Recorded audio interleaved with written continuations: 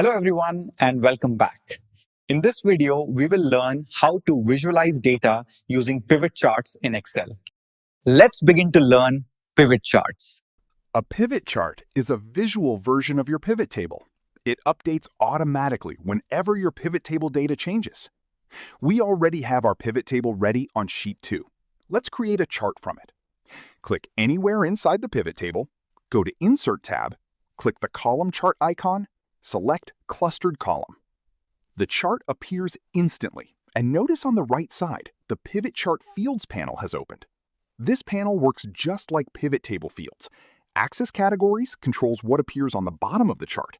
Values controls what is being measured. Department and name are already in Axis Categories, and sum of actual sales is in Values. So our chart is already showing each employee's sales grouped by department.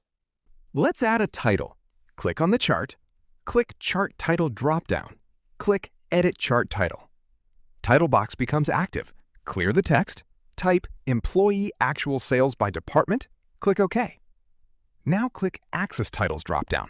Hover over Primary Horizontal Axis Title, click Edit Horizontal Axis Title, type Employees, click OK. Click Axis Titles again. Hover over Primary Vertical Axis Title, click Edit Vertical Axis Title, type Actual Sales. Click OK. Now, let's add a slicer to filter our pivot chart. A slicer is a visual filter button. Instead of going into drop-downs every time, you just click a button and data updates instantly. Click anywhere inside the pivot table.